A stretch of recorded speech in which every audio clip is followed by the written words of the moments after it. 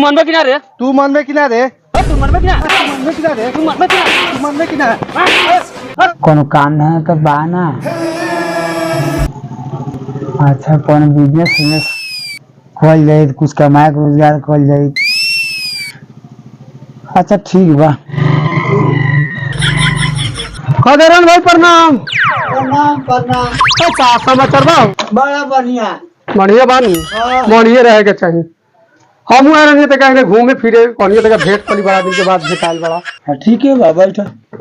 बड़ा मुंह लटका के बैठल बड़ा, कोनो समस्या बा का? ना हो मर्दे, काम धंधा तो बाना।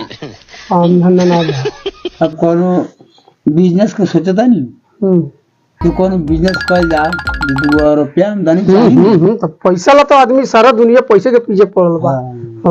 खहेदर भाई। हाँ भाई। एगो बात बताई।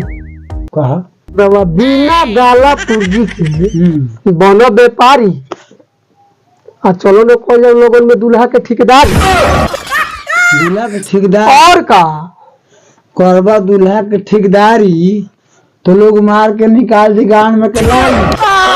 मारा दावा जानी तो ले तो हमनी के कितना पैसा कमा ले। कितना लोग ये बिजनेस को के आ करोड़पति हो गेला। तू कह तेरा लाली पाली तो क्या फायदा बहन?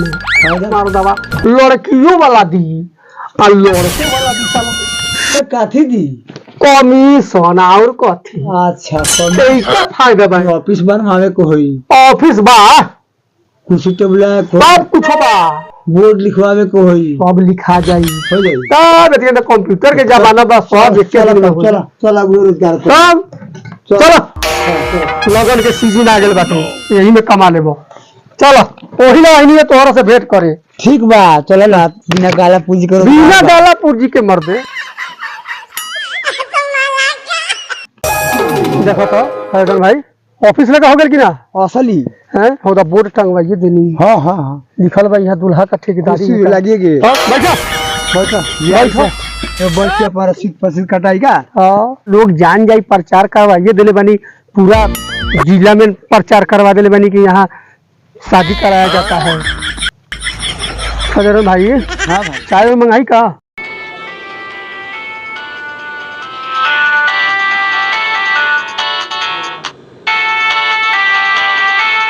हाँ हेलो। हाँ हाँ हाँ हाँ हाँ हम वही बोल रहे हैं। जी जी जी ऑफिस से बोल रहे हैं। अच्छा शादी कराओगे बा? हाँ ये पर लिखल है बोर्ड पर दूल्हा के ठेकेदारी, यहाँ शादी कराया जाता है। हाँ बोर्ड लिखल लिखल बा, बस उहे धैले चल रही सीधे। ठीक बा आवल जाओ।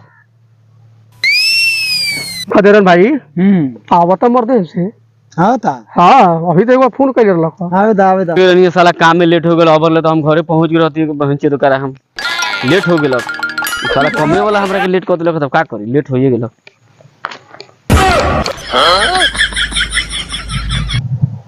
सारावा ई दूल्हा के ठेकेदारी। अरे बाबू और भैया के भरोसे रहम तो हमर बियाह होते रह जाई। साला हम तो देखते देखते पेड़ा ताकते ताकते बुढ़ा जाए। हम बुझा तो साला हम रोडवे मर जाए। चलो तनी ठेकेदार से बतिया तनी इके शादी बियाह हो खले जौन कही जौन दियाई दूल्हा के ठेकेदारी। चलो चलो चल तनी। हाँ साला ई पहली बार ऐसा हम सुनता नहीं हो।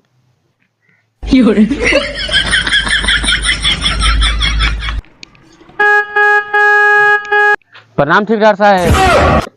प्रणाम प्रणाम। बोला का समस्या बा? हमार शादी यहाँ हो जाए। यहाँ हो जाई? हाँ शादी हमनी के कराइले हेने केने देखता तो बोर्ड हो। अच्छा ये बोर्ड बा, बोर्ड लिखल बा, लिखल बा जे हाँ दूल्हा के ठेकेदारी यहाँ शादी ब्याह हो खले। शादी के ऑफिस हमनी के शादी कराइले। किनके शादी कराओगे बा? हमरे शादी करे के बा। अभी कुंवारे बा? हाँ अभी कुंवारे बानी। अच्छा हो जाई शादी हो जाई। बैठो बैठो बैठो बैठी। हाँ बैठो।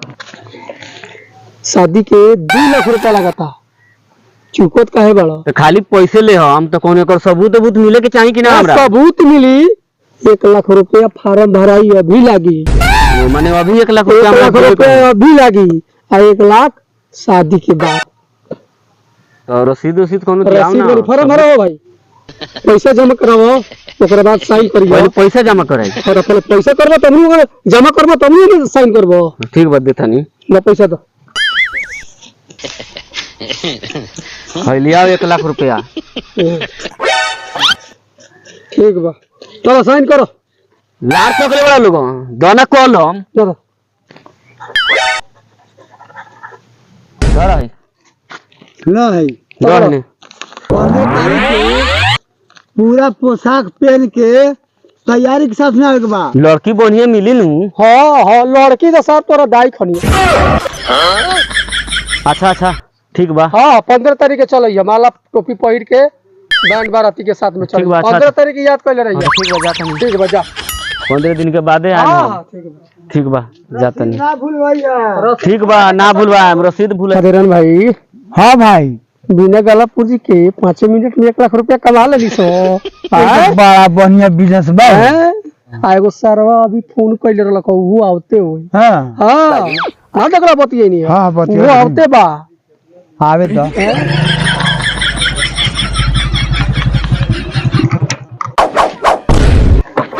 नमस्कार सर।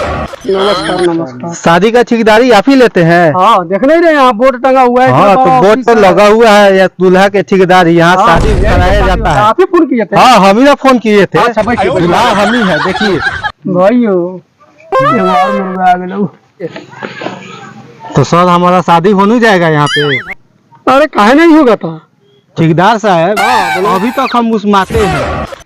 अरे साला तो हम नहीं हो बात कराएंगे। माल लगाओ माल पाओ। हाँ और क्या 6 लाख रुपया लगेगा। अच्छा ठीक है पहले फोटो तो दिखाइए। अरे फोटो हम दिखा दे रहे हैं। तो ये वाला आपको मिलेगा 5,20,000 रुपया इसका है। और आगे दिखाइए। अच्छा ये कैसा है? हाँ ये तो बहुत सुंदर दिख रहा है। हाँ तो इसका लगेगा 6 लाख रुपया। 6 लाख रुपया देंगे लेकिन यही लड़की से शादी करेंगे। तो ठीक ओके हो गया। हाँ ओके हो गया। खदेरन भाई हाँ भाई बड़ा मोट पार्टी भेटा।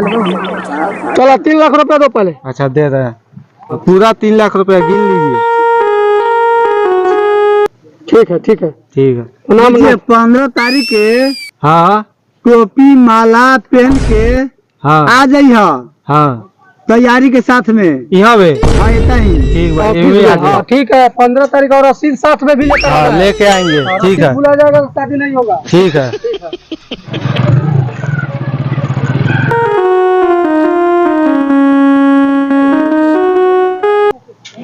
क्या शादी वादी होखले का? हाँ काका शादी होखा ले क्या लड़का उड़का से शादी कराओगे बका? ना हमरे छटपट करा दोगे। तू शादी करबो? अच्छा बैठा है ता। बैठो काका बैठो। अभी लोग कुंवारे बड़। हाँ तो रुपया लागल है। हाँ तो माल तो लगता हवा दिया ही मत दे। 2 लाख रुपया अभी लोग तो फार्म भराई। लो है फार्म लो। आ टोपी माला बैंड बाराती के साथ 15 तारीख के चले जाए में डेट और तारीख लिखल बा।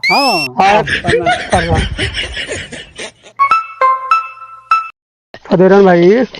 हाँ भाई बिना गाला पूर्जी के हाँ 5-6 लाख रुपया कमा लेनी सो। कमा लेनी सो। हाँ 6 लाख में 3 लाख है हमर हो गेल बा कमीशन। 3 लाख कमीशन। हाँ ये 3 लाख हमर कमीशन हो गेला। 3 लाख में 1.5 लाख तो और 1.5 लाख हम। तो 3 लाख में दो ना। 1.5 लाख मिली ना तो वो ना देम। ए भाई शादी हाइट के बाहर उखाड़ा तर लहर दे दे ना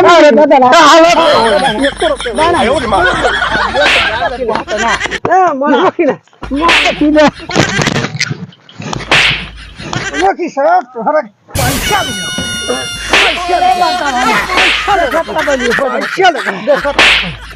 पैसा देखो तो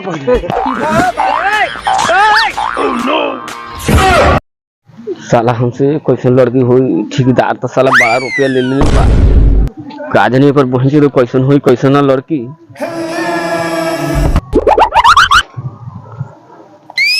साला अभी ले ऑफिस बंदे बा।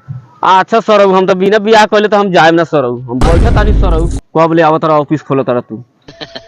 साला कहले रहे 15 दिन के बाद आई हो आप 15 दिन तो आज ही हुई गेल बा गार से कहां भी भाग गेल बा। 15 दिन के बाद बोलैले रहे एक बार हमार बियाह होई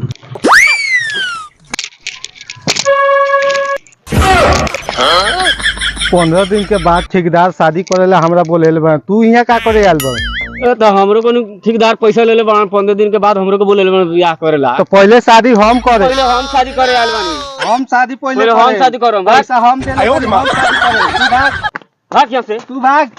हतर की ना देखा हम पैसा देले बानी, हम देले बानी पैसा। पहले हम देले बानी। भाग तू मनबे कि ना रे? तू मनबे कि ना रे? तू मनबे कि ना? तू मनबे कि ना रे? तू मनबे कि ना? तू मनबे कि ना? पहले हम शादी करे। हम शादी करे पहले हम पैसा देले बानी, ओतने 2 लाख रुपया देले बानी। हम शादी करे पहले हम शादी करे। पहले हम शादी करो ना पहले जो साला हम शादी करो ना हम शादी करे। पहले हम शादी करो। हम कॉलेज पानी के बाद आवेला कैसन लड़की हुई कैसन ना सर्व ठेकेदार बाकी ना बोले चल गए देखे तो चलो जाता का पहले हम शादी करो। हम शादी कर ना हम पहले शादी हम शादी कर काका तू कथी करेला? हम शादी करे आल बानी हमहू शादी हमरे शादी करे आयल बानी। और ठेकेदार तो पैसा लेके भाग गेल आ जुनिया से क्या कर बहुत पैसा डा गए हम पैसा लेके और भाग सिंगार सब भाग होने ठेकेदार तो पैसा लेके भाग गेलो। भाग गए। हां हम 3 लाख रुपया देले, हम आप 2 लाख रुपए दे दे। बाप रे बाप रे साला सारा पैसा लेके भाग रुपया लेके भाग गेल सब। बाप रे बाप, सारा रुपया में बेटे लेके भाग गेल 3 लाख रुपया देले रही सब रुपया लेके भाग गेल दादा भागल ठेकेदार। आई बा 3 लाख रुपया लेके भाग गेल खेत बेच के लेके आ गई कि जमा दिया हुई चल जा। बाप रे बाप, साले तू 3 लाख रुपया हम ठग ले।